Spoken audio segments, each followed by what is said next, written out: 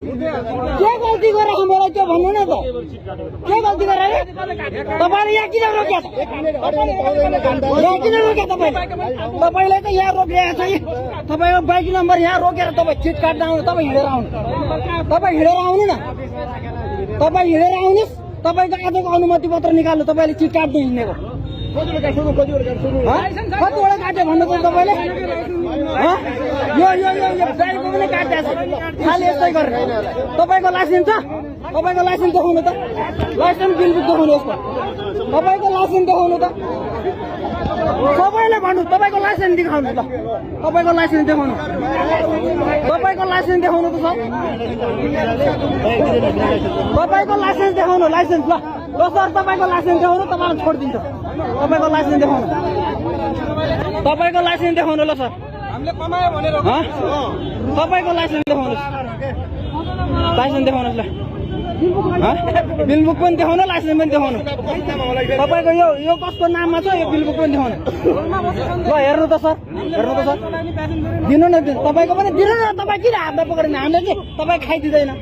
तपाई खाइदिँदैन हामीले दिनु न तपाई खाइदिन्छ हामीले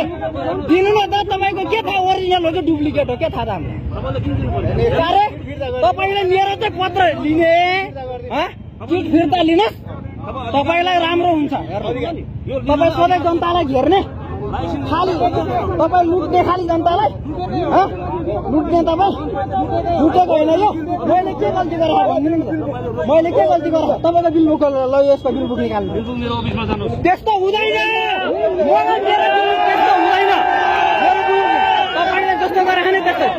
मेरो बिल तपाईको यो बिल बुक दिनु त यो समात्नु नै छ तपाईको चिट फिर्ता गर्नुस् तपाईको बिल बुक निकाल्नु न बिल बुक छैन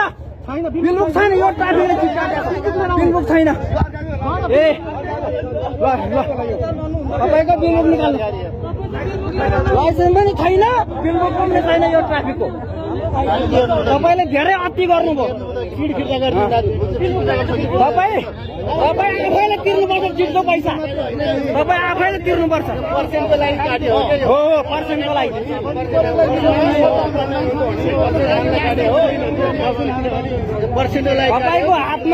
तपाईको हातमा अधिकार छ भन्दैन जहाँ पाए त्यही चिट काट्दै हिँड्ने मैले केही गल्ती गरेको भए मलाई चिट काट्दा म मान्छु हरेक हुन्छ मान्छेको एक सेकेन्ड फोन आउनु नहुने तपाईको यहाँ बाटो बिचमा बसेर ट्राफिक बाटो बिचमा गाडी रोकेर तपाईँ चिट काट्ने तपाईँको